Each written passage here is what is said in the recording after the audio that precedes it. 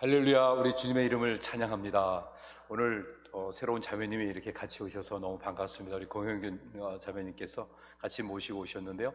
다시 한번 우리 환영의 박수 한번 부탁드리겠습니다. 감사합니다, 우리 자매님. 네, 반갑습니다. 우리에게 주어져 있는 생명은 정말 놀랍습니다. 그래서 우리 생명이 어떻게 우리에게 전달되었고, 그리고 또 어떻게 더 풍성해지는지를 알면 우리는 이 만물을 보면서 찬양할 뿐만 아니라 한 사람 한 사람의 생명을 보면서 우리 주님을 찬양하지 않을 수가 없습니다. 오늘 우리 권수사님 연주하시는 거, 바이올린 연주하시는 거 보면서 갑자기 첼로리스트 생각이 났습니다. 96세 된 첼로리스트가 하루에 6시간씩 연습을 한대요. 그래서 사람들이 아니 그 연세에 어떻게 그렇게 연습을 하냐고 그랬더니 이 재미가 보통 있는 게 아니다. 무슨 재미냐 그랬더니 하루하루 연습할수록 이 발전되는 걸 내가 느끼는데 그때마다 기쁨이 이게 어디서 딴 데서 얻을 수 없는 기쁨이다, 이렇게 이야기했다고 합니다. 여러분, 바이올린 연주하고 또 첼로 연주하는 거, 이거 통해서 우리에게 감동을 주는 거 굉장히 큰 거죠. 오늘도 이렇게 큰 감동, 주님의 높고 위대하심을 찬양하는 감동이 있었는데 그 감동하고는 비교가 안 되는 그 감동이 바로 우리의 생명의 아름다움이 꽃 피어나는 것입니다. 생명은요, 그런데 언제 이 생명이 싹 틔워지고 번식되어지냐면 희생을 통해서입니다. 누군가 희생할 때 생명은 이어지게 됩니다. 그리고 그 생명의 풍성함은 그 순리적인 일들에 순응해 나가는 믿음의 순종을 통해서 생명의 풍성함을 누리며 살 수 있는 것입니다.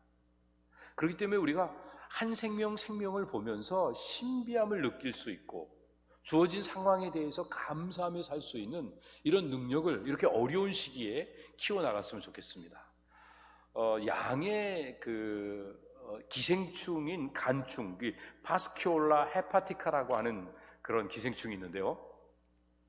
이 기생충은 양의 피나 간에서 양분을 빨아먹고 살고 있습니다. 그런데 알을 낳잖아요. 그럼 그 알이 애벌레가 되지는 그 과정에서는 그 간 안에서는 가능하지 않습니다. 밖으로 나와야 됩니다.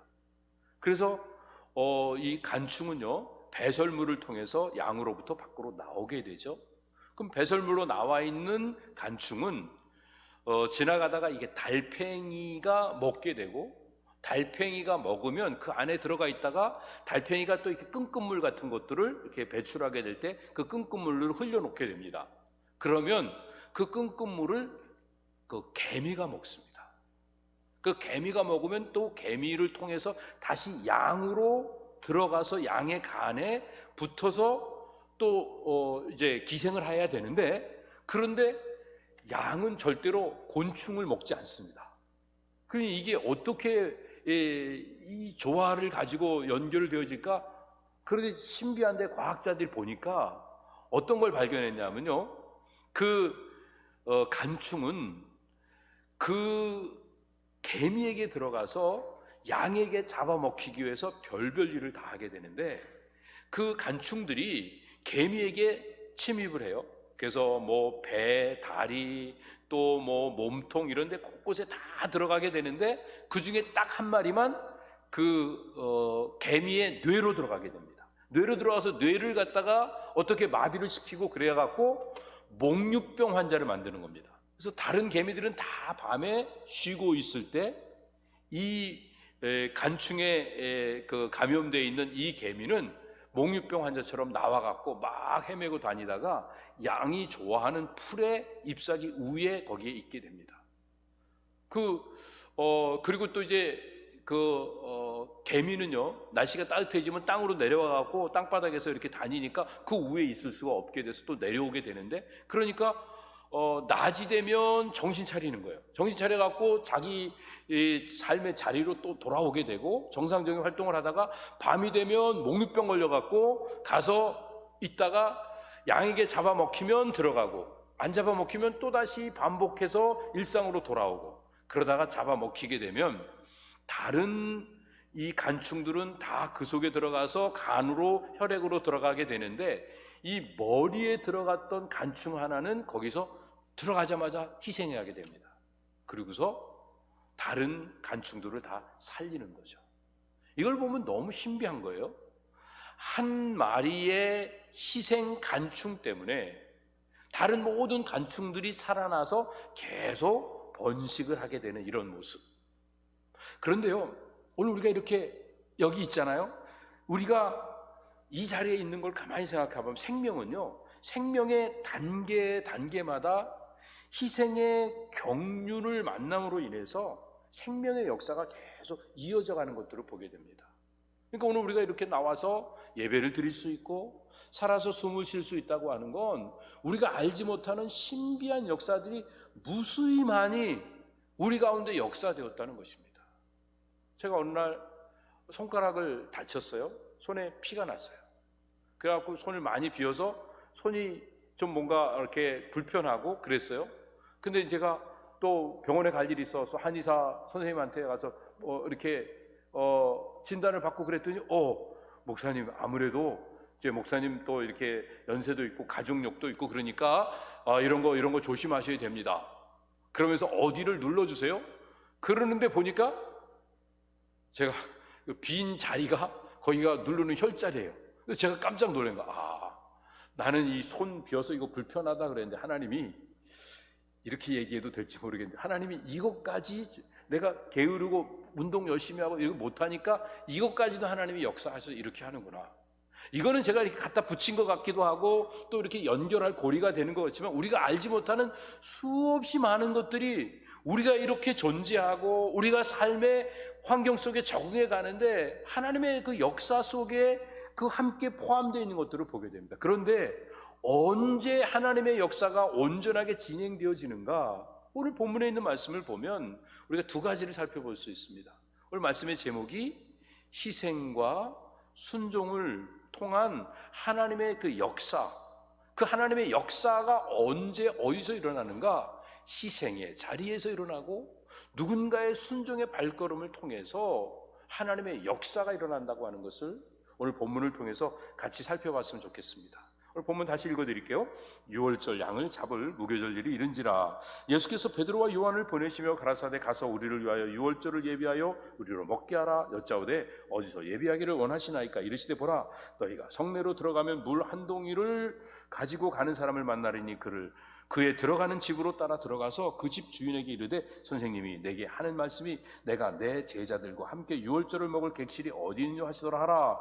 그리하면 저가 자리를 베푼 큰 다락방을 보이리니 거기서 예비하라 하신대 저희가 나가 그 하시던 말씀대로 만나 유월절을 예비하니라. 예수님은요 유월절 만찬을 준비하시기 위해서 베드로하고 요한을 성 안으로 보내십니다. 그러면서 이런 말씀하십니다. 너희가 성 안에 들어가면 물동이를 이고 가는 한 남자를 만날 텐데 그를 따라서 그 집에 들어가서 그 주인을 만나고 그 주인에게 우리 선생님과 우리들이 또 유월절 만찬을 해야 되는데 그 자리를 또 보여달라 그러면 어딘가 예비된 것들을 보여줄 거다. 그럼 거기다가 유월절에 필요한 모든 것들을 준비하고 그러고 와라. 이렇게 제자들에게 명령을 했습니다. 너무 터무니없는 명령이었고 이거를 순종한다고 하는 것은 정말 웬만해서 할 수 없는 일인 것 같은데 그동안 이제 예수님을 따라다녔던 제자들이 예수님의 말씀에 그대로 순종했더니 모든 것들이 준비되어 있는 하나님의 역사를 만나게 되었습니다. 하나님이 이렇게 예비하셨구나. 이런 일들이 이렇게 준비되어 있구나. 이거를 믿음의 순종을 통해서 알게 되었습니다. 그런데 그 믿음의 순종에는 어떤 일들이 연결되어 있습니까? 아무런 조건도 없이 나름대로의 베네핏도 계산하지 못하는 가운데 그 집 주인이, 다락방 주인이 자기의 집만 내주는 게 아니라 먹을 그 어린 양, 그 양도 잡았고 그것도 요리해서 준비해 놓고 그리고 모든 것들을 다 준비해 놓은 상태에서 여행하던 예수님과 일행들이 유월절 만찬을 지킬 수 있었습니다. 말씀대로 순종했더니 자기를 희생했더니 이렇게 하나님의 역사하심을 만날 수 있게 된 것입니다. 가만히 생각해 보면요, 다락방 주인과 같은 희생이 있는 자리에 하나님의 역사가 피어오릅니다. 말도 안 되는 것 같은 그 상황 앞에 믿음으로 순종한 사람들을 통해서 하나님의 나라는 계속적으로 확장되어져서 여기까지 오게 된 것입니다. 예수님이 말씀하시던 유월절 음식이라고 하는 건 원래는 양고기가 준비되어야 됩니다. 어린 양을 잡아갖고 고기 요리해놔야 되죠. 또 필요한 것은요, 쓴 나물과 또 무교병, 누룩이 안 들어간 그 떡을 준비를 해놔야 됩니다. 그런데 여기서 예수님이 말씀하시는 새로운 음식은 떡과 포도주였습니다. 이걸 통해서 자신의 죽음을 기념하는 유월절, 새로운 유월절을 준비하게 하셨던 것입니다. 이 새로운 유월절을 준비하게 하기 위해서 예수님께서는요, 어떤 일들을 제자들에게 명하셨는가? 제자들이 명령받은 일들은요, 한 가지 두 가지가 아니라 따져보면 굉장히 많은 것들입니다. 그렇기 때문에 마음에 한 가지라도 걸릴 게 분명히 있습니다. 너희는 성으로 가라고 말씀하시죠. 가서 물동이 메고 가는 사람을, 남자를 만나라 이렇게 말씀하시고, 또 그가 가는 집으로 따라 들어가라고 말하고, 그 주인과 만나서 이런저런 대화를 하고 주인이 보여주는 곳에서 유월절을 준비하라. 5가지나 되는데 아마 그 중에 한 가지만 마음에 걸려도 우리는 순종을 하기가 어렵습니다. 그런데 제자들은요, 이해가 되지 않고 상식적으로 받아들일 수 없는 일들을 순종했기 때문에 하나님의 역사를 체험할 수가 있었습니다. 특별히 그 안에 들어가서 물동이를 나르는 남자를 만난다고 하는 건요, 이건 쉬운 게 아니에요. 또 제가 영어로 읽어드리면 조금 편할 것 같아서 읽어드릴게요. As you enter the city, a man carrying a jar of water will meet you. 이게 무슨 의미냐 하면, 물 항아리를 들고 가는 남자를 만날 거다고 말씀하시는데, 그 당시에 남자들은요, 가죽 부대로 물을 날랐다고 그래요. 여자들은 이렇게 항아리로 날랐어요. 이구. 근데 남자가 항아리로 물을 나르는 일들은 남자를 만나는 것도 어려운데 항아리를 들고 가는 남자를 만나는 건 더 어려울 거란 말이에요. 그런데 거기서 만났어요. 그걸 보면서 야, 예수님이 다 준비하셨구나 하는 걸 깨달을 수 있었을 겁니다.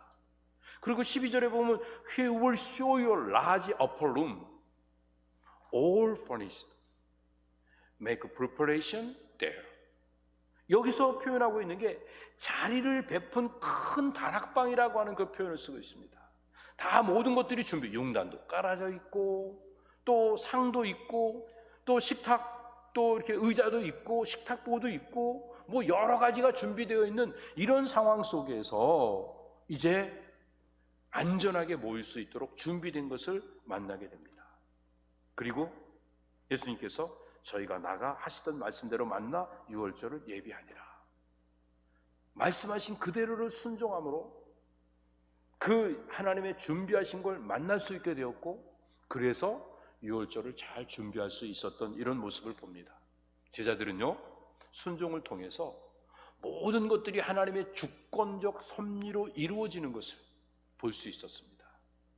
하나님의 이 주권적 섭리가 이루어지는 것을 보시는 그 예수님은요, 지금 종교 지도자들이 뭘 하고 있는지도 알고 계셨고, 백성들이 어떤 상황에 있는지도 아셨고, 예수님이 잡히시는 정확한 시간이 언제인지도 아셨고, 더 나아가서 제자들이 사람들에게 주목을 받고 또 뭔가 방해를 받을 텐데 방해를 받지 않는 제자들의 안전한 장소가 어딘지도 다 아시면서 그 모든 준비물을 다 갖추고 도와줄 그 사람도 누구인지, 어떻게 도와줄지도 다 아셨기 때문에 이렇게 말씀하셨습니다. 이 중에 예수님이 말씀하신 게 이루어지지 않았거나 미처 모르거나 이런 일은 절대로 있을 수 없는 겁니다. 그렇기 때문에 우리는 여기서 뭘 깨달아야 되냐면요, 우리 하나님이 우리에게 허락하시는 모든 일들은 하나님의 주권적 섭리 속에서 이루어지는 일이기 때문에 빈틈없이 모든 것들이 준비되어진다는 것입니다. 우리는 못 느낄 수 있고, 우리가 볼 때는 실수인 것 같고, 우리가 볼 때는 이것이 우리에게 안 맞는 것 같은 느낌이 있지만, 일상 속에서 만나는 모든 일들은 우리 하나님이 예비하신 일이고, 우리 하나님이 다 주권적으로 섭리하시는 일이라고 하는 이 믿음을 가지면 우리는 주어진 삶의 자리 속에서 감사하며 순응하면서 믿음의 삶을 살아갈 수 있고, 그리고 내 것 고집하지 않고 내게 주어졌지만 다른 사람을 위해서 희생하고 나누는 일들을 겸손하게 잘 감당할 수 있게 되는 것입니다. 예수님께서 베드로와 요한에게 명령하신 방법은 그 내용이 중요한 게 아닙니다. 믿음으로 순종하는 자세가 중요했던 것입니다. 그래서 그들이 준비해야 되는 것들은요, 그 물건을 준비하고 장소를 준비하는 게 아니라 믿음으로 순종하는 것을 준비하는 일이 필요했던 것입니다. 여지껏 주님은 그 제자들이 그렇게 순종할 때까지를 기다렸던 것입니다. 얼마나 비논리적이고 비이성적이고 비상식적이고 비합리적인 일입니까? 말도 안 되는 이런 명령을 하셨음에도 불구하고 그 명령대로 따라서 행했더니 말씀하신 대로 그대로 다 준비가 되어 있는 이런 놀라운 복을 누리게 됩니다. 여러분, 십자가의 기본은요, 내가 희생해야지, 내가 다른 사람을 위해서 내가 내 걸 나눠야지, 이거가 기본이 아니라 먼저 순종입니다.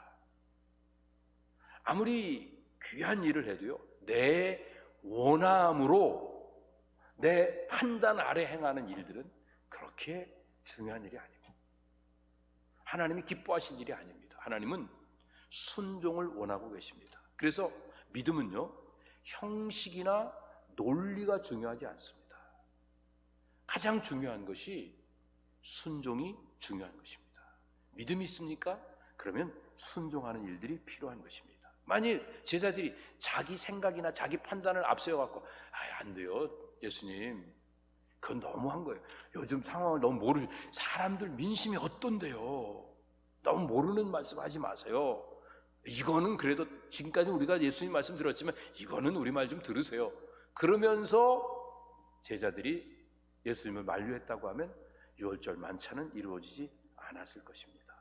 제자들은 순종을 했기 때문에 예비되어 있는 하나님의 역사를 체험했습니다. 그럼 우리도요, 언제 하나님이 준비해 놓으신 은혜와 복을 누리며 살 수 있을까요? 우리가 순종할 때인 줄 믿으시기 바랍니다. 이런 믿음을 가지고 살아가는 게 신앙입니다. 오늘 본문에는요, 여러 종류의 사람이 등장합니다. 2절에는 오늘 본문 앞에 있는 그 본문 전에 2절에 유다가 나오고요, 본문에 베드로와 요한 8절에 나오고 10절에 물동이 이고 가는 사람, 11절에 그 다락방 주인, 이렇게 해서 이 네 종류의 사람들이 나오는데, 유다는요, 분명히 주님 앞에 쓰임받기 위해서 부르심을 받아서 쓰임을 받는데 나쁜 일에 쓰임을 받아요. 왜요? 그 마음의 중심이 이기적이고 물질적이고 기회주의자니까 결국은 사탄에게 이용당하게 됩니다. 사탄이 그 안에 들어가서 예수님을 팔아먹을 생각을 하게 만들었죠. 사탄은요, 결국은 십자가를 방해합니다. 예수님의 십자가의 방해가 되는 게 사탄의 역할입니다. 자, 그러면 베드로와 요한은 똑같이 예수님께 부름을 받았어요. 예수님께 쓰임 받아요. 근데 쓰임 받는 과정에서 오늘 본문 지나서 31절에 있는 말씀 보면 사탄이 밀가루도 타려고 너희를 청구했다, 이 표현을 통해서 사탄이 가론 유다에게만 접근했던 게 아니라 12명 모두에게 접근을 했습니다. 밀가루듯 계속 적극적으로 계속 사탄이 12 제자 한 사람 한 사람을 다 유혹을 했습니다. 공격을 했습니다. 그런데 물리쳤습니다. 물론 베드로는요, 그 사탄의 유혹에 넘어간 적도 있었습니다. 그러나 다시 돌이켰습니다. 그리고 회개했습니다. 그런 삶을 통해서 우리가 깨닫는 건요, 실패 안 하는 것도 중요하지만요, 우리가 하나님 말씀 앞에서 하나님의 인도하심을 받으며 자기를 들여가는 일들이 얼마나 중요한지, 그러면 우리 주님이 우리 가운데 우리의 믿음이 떨어지지 않도록 우리를 도우십니다. 우리의 삶을 이끌어 주십니다. 그러니까 우리는 지금도 내가 얼마나 지금 훌륭한 인격을 가졌는가, 내 삶이 얼마나 정돈되었는가, 이거를 자꾸 내세우려고 하는 어리석음을 범해서는 안 되고요. 우리가 해야 될 일은 지금도 하나님의 말씀 앞에서 겸허히 엎드려 순종의 발걸음을 옮기고 있는가, 아니면 아직도 무슨 말이 들리면 이게 합당한가, 말이 맞는 얘기인가, 아니면 나한테 유익한가, 이거를 따지면서 아직도 계산하고 있는가, 이게 중요한 겁니다. 근데 결국 하나님은요, 순종하는 사람을 통해서 역사를 이루어 가십니다. 물동이 이고 가는 사람 나오게 되는데, 이 사람은요 사실은 자기도 모르게 쓰임받은 거예요. 자기가 뭔 일 하는지 몰라요. 그런데 물동이 이고 그냥 그 낮에 열심히 다니니까 그 성실하게 자기 일 열심히 하는 모습을 통해서 베드로, 요한이 그 사람을 쫓아서 집 주인을 만날 수 있게 됐습니다. 그럼 때로는 우리가 내 주어진 일에 성실하게 일하다 보면 나도 모르게 역할을 할 수 있습니다. 언젠가 어떤 그분 이제 두 분 집사님이 한 직장을 다니고 계셨는데, 집사님이 그 직장을 다니고 있는데 한 집사님이 딴 곳에 이사 오셔서 거기서 이제 있다가 그런 표현을 우리 교회에 오셔서 하셨어요. 제가 우리 교회에 온 이유는요, 같이 다니는 사람이 하는 걸 보니까 이 교회는 가도 좋을 것 같고, 그 교회 가면 내 신앙도 이렇게 아름다워질 것 같은 생각이 들어서 왔습니다. 누구라고 얘기하기가 어려워요. 이게 우리 지금 같이 신앙생활하고 있으니까. 이제 그런 분이 이제 계신데, 그런 경우에 사실은 본인은 내가 지금 역할을 하는지 안 하는지 지금 몰라요. 그런데 지금 내가 하는 그 모습을 통해서 영향을 준 거예요. 물동이 이고 가는 사람이 자기도 모르게 영향을 준 겁니다. 오늘 우리도 남이 보든지 안 보든지 주어진 일에 성실하게 일을 하면 나도 모르게 주님 앞에 쓰임받는 놀라운 은총을 누리게 될 줄로 믿습니다. 네 번째, 이 다락방 주인의 모습을 보면요, 이 주인은요 어떤 면에서 보면 또 어느 정도 이렇게 규모 있는 집의 주인인 거 보면 살만하고 좀 의시될 만한 사람일 수도 있습니다. 그럼에도 불구하고 행동하는 걸 보면 사려가 깊고 생각이 아주 깊고, 그리고 남 배려심도 크고, 그리고 또 용기도 있는 사람이었습니다. 자기 것을 나눌 줄도 알지만 지금 상황에서는 예수님과 예수님의 제자들이 주목을 받고 있으니까 그를 도와줬다가는 뭔가 사람들로부터 좀 이상한 지목을 받고 또 요주인물이 될 수도 있기 때문에 안 하는 게 좋을 텐데 오해받을 소지가 있는데도 불구하고 위험을 무릅쓰고 예수님의 최후의 만찬을 준비했던 이런 모습을 보게 됩니다. 주님 앞에 쓰임받은 사람들을 대부분 보면요, 한 가지 공통적인 특징이 있습니다. 자원하는 심령을 가지고 겸손히 자기를 나누어 드렸던 것을 보게 됩니다. 오늘 우리도요, 주님 앞에 기쁨으로 자원해서 우리 자신을 드렸으면 좋겠습니다. 그러면 작은 것 하나인데 물고기 2마리, 보리떡 5개, 도시락이잖아요. 요만한 도시락이에요. 김밥 몇 조각 있는 거예요. 그런데 그게 놀라운 역사를 이룰 수 있었습니다. 그 많은 무리들을 다 먹이고도 남음이 있었습니다. 12광줄이 남았다는 얘기는 많이 남았다는 의미가 아니라 충분히 먹었다는 의미입니다. 그 막 5,000명, 2만 명 되는 사람 중에 광주리가 아무리 커도 뭐 이만하게 들고 다닐 만한 거니까요, 요만한 광주리 12개 남은 건 많이 남은 게 아닙니다. 정확하게 다 맞춰 모자랄 것 같이 보이는 거예요, 보일 때는. 그런데 모자라지 않고 남는 거예요. 뭘 통해서? 희생을 통해서, 자원하는 희생을 통해서 이런 역사가 일어납니다.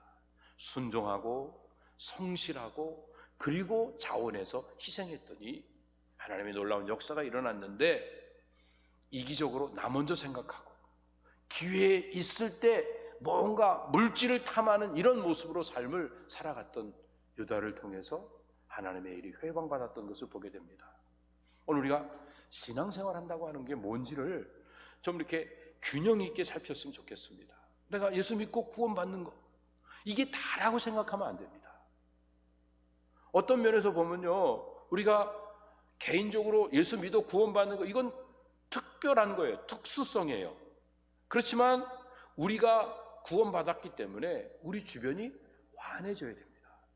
우리 주변이 행복해져야 됩니다. 우리를 통해서 하나님의 사랑이 흘러가도록 하는 건 이건 보편성이에요. 물론 보편성도 필요하고 특수성도 필요하고 이게 다 필요한 거예요. 그렇지만 우리가 특수성에 갇혀서 살면 안 돼요. 나 구원받았다? 땡. 예수 믿고 천국 가는데 뭐 더 바랄 게 있어요. 그러면서 아주 겸손한 것처럼 거기에 묶여 있으면 의미가 없어지는 겁니다. 왜 우리를 예수 믿고 구원받았는데 천국으로 안 데려가시고 이 땅에 살아남게 하셨는가? 우리를 통해서 이 땅에 하나님의 은혜가 흘러가도록 하는 이런 역사를 주시기 위해서인 것입니다. 그래서 어떤 면에서 보면 내가 구원받은 것 그 자체가 다른 사람에게 전혀 영향을 줄 수 없다고 하면 이게 이제 살아있는 믿음을 가지고 진짜 구원을 받은 것인지 점검을 해볼 필요가 있는 것입니다.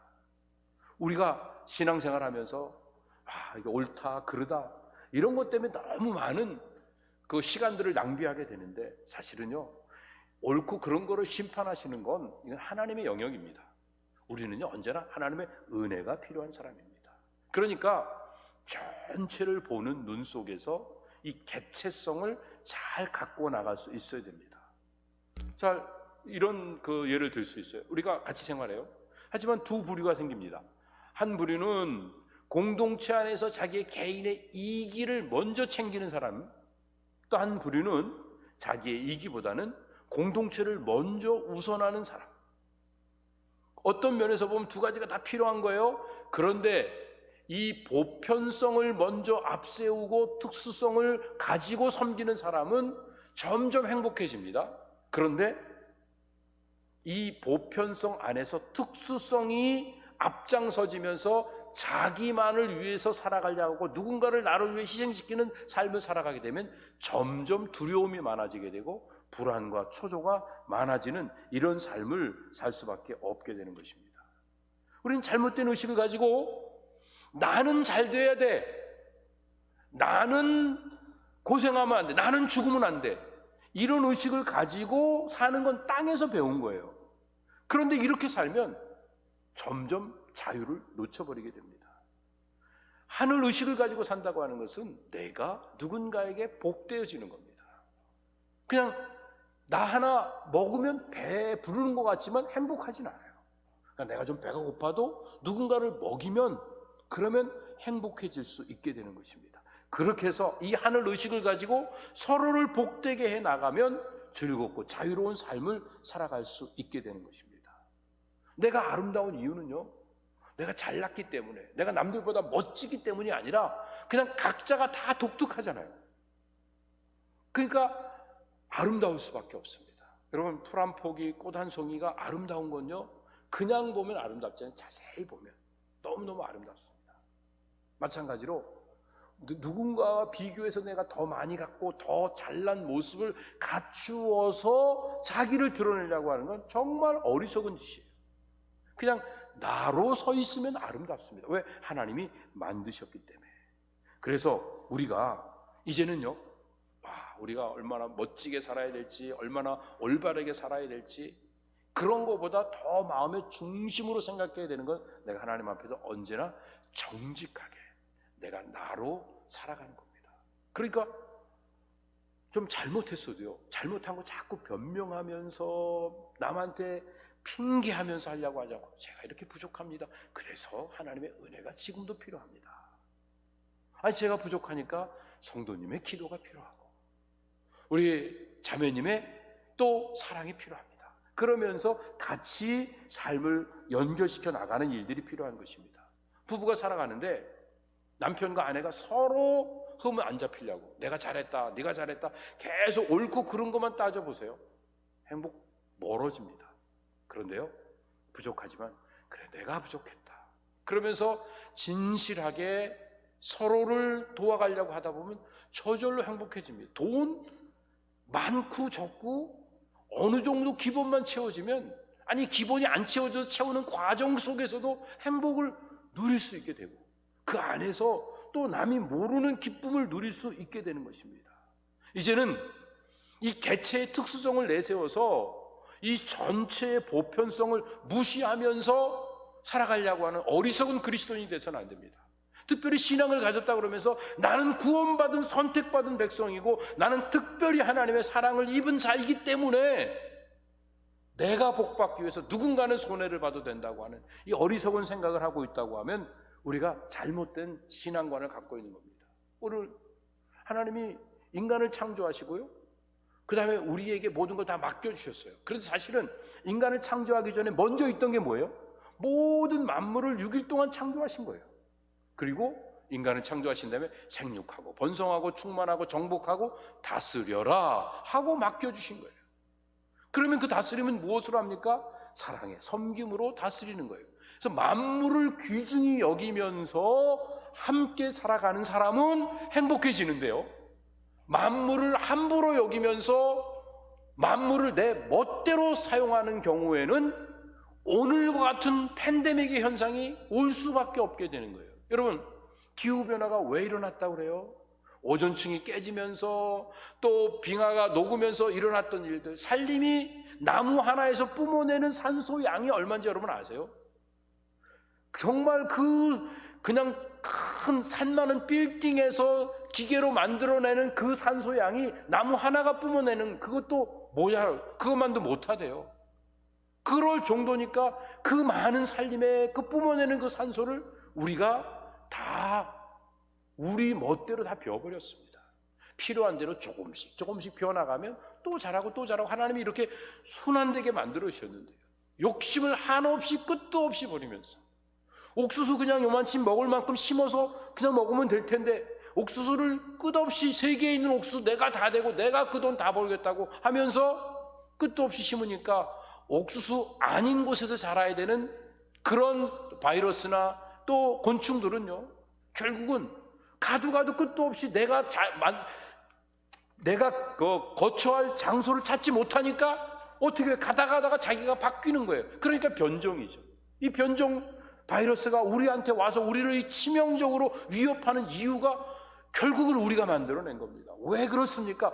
보편적 진리를 무시하고 특수적 진리만 가지고 인생을 살아가기 때문에 그렇습니다. 그래서 어떤 그리스도인들은 복음이 다라고 이야기합니다. 복음이 다라고 하는 그 개념은 이해가 되는데요, 잘못된 부분을 캐치해야 됩니다. 복음은 모든 진리의 핵심입니다. 중심 사상입니다. 그렇지만 복음이 다가 아닙니다. 예수를 믿고 예수님 안에 들어와 있는 사람만 사람이고 예수님 믿지 않는 사람은 인간도 아니고 개만도 못하고 그런 게 아닙니다. 모두 다 존중받아야 될 사람입니다. 그렇지만 우리는 먼저 천국의 비밀을 알았기에 아직도 모르는 사람들에게 이 사랑이 흘러가도록 우리의 개체성을 앞세우지 않고 우리의 보편성을 앞세우면서 함께 살아가는 이런 일들을 하게 될 때 인생은 달라집니다. 그런 의식을 가지고 작은 거 하나하나를 하면요, 왠지 나도 모르게 길이 열려요. 그래서 거기에 인간은요, 누가 뭘 집착하든지 집착하는 일들에 끌려다니게 되는데 이 개체성에 집착하는 사람들은 점점 삶이 초조해지고 부자연스러워지고 삶이 위축되어집니다.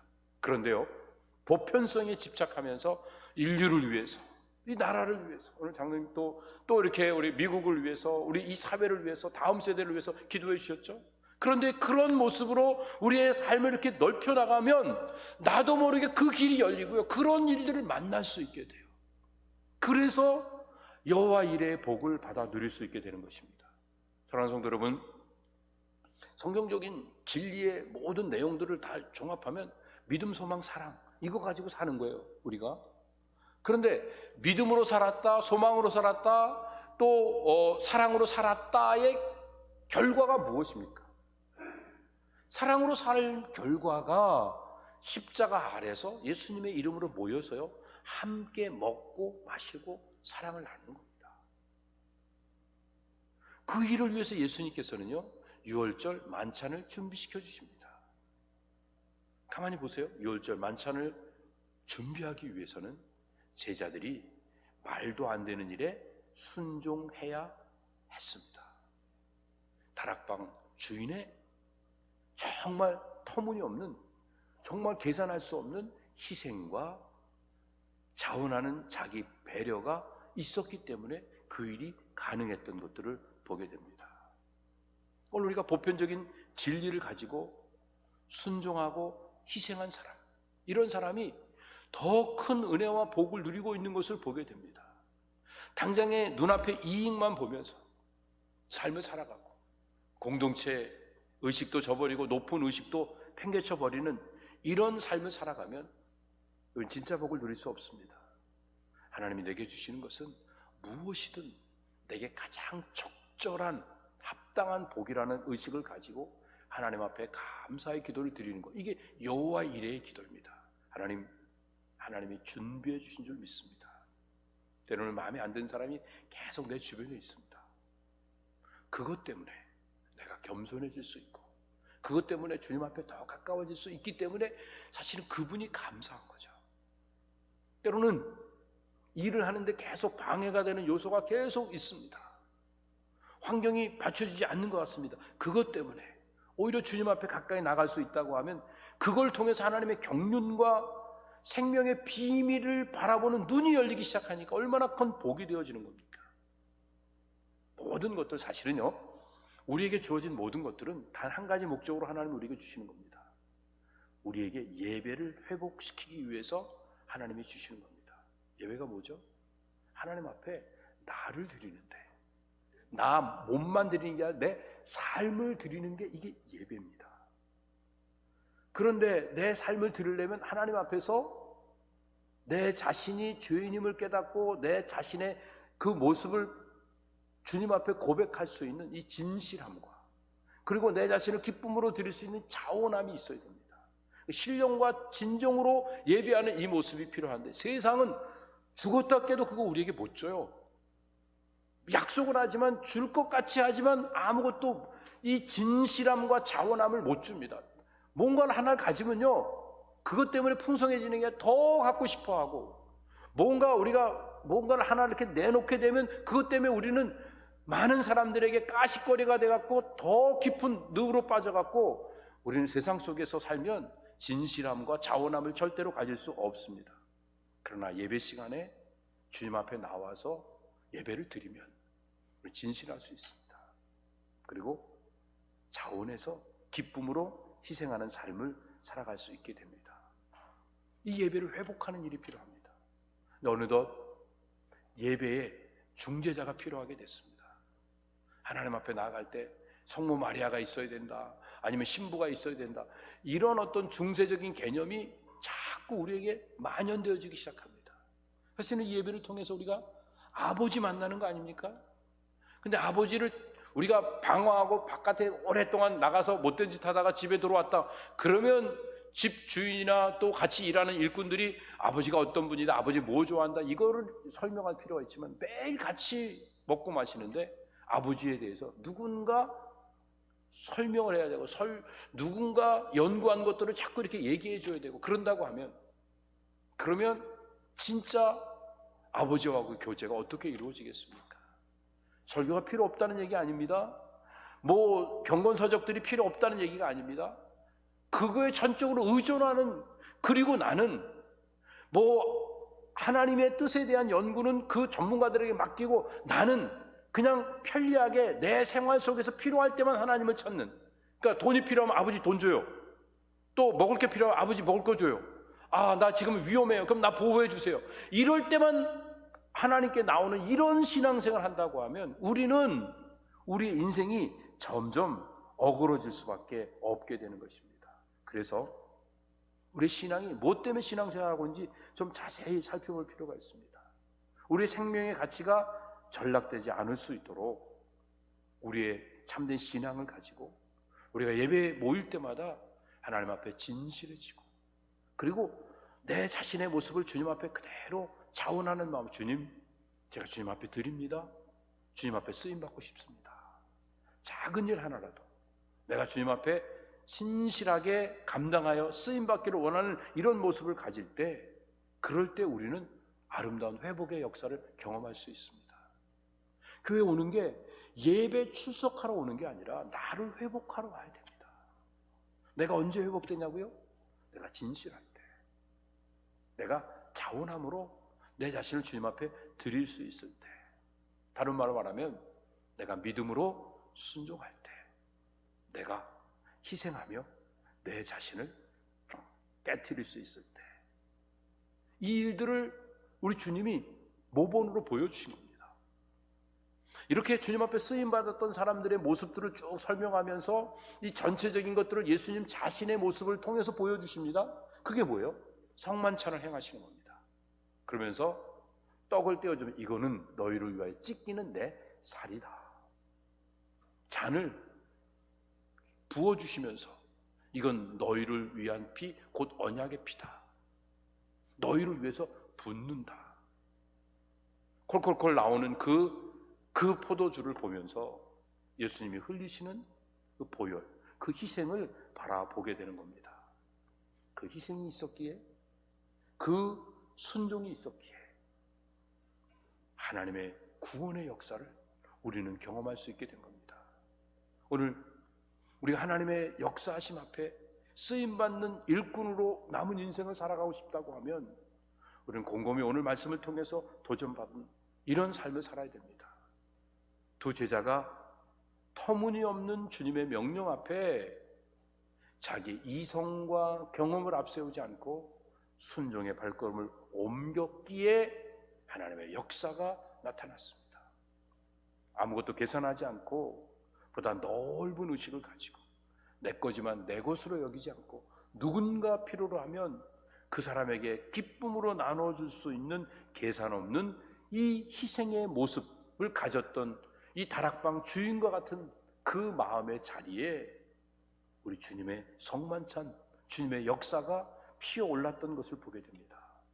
사랑하는 배단 성도 여러분, 오늘 이 말씀을 듣고 우리 모두가 희생과 순종의 자리에서 예수 그리스도의 십자가의 죽으심과 부활하심을 증거하는 삶을 살면 나도 모르는 사이에 주님 앞에 쓰임받는 복된 삶을 살아가게 될 줄로 믿습니다.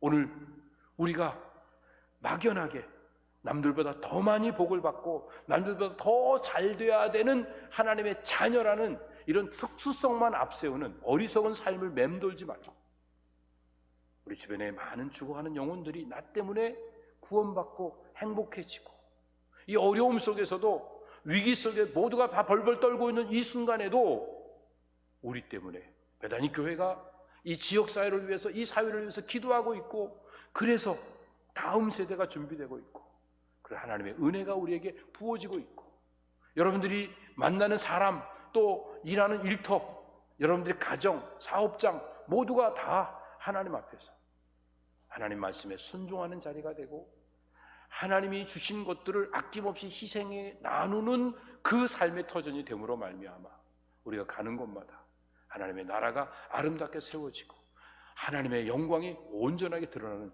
귀한 역사를 경험했으면 좋겠습니다. 이런 놀라운 일들을 위해 우리를 부르신 주님 앞에 순종과 희생으로 영광 올려드리는 배단위 모든 성도들 다 되시기를 예수님의 이름으로 축복합니다. 자비하신 아버지 하나님, 은혜 감사합니다.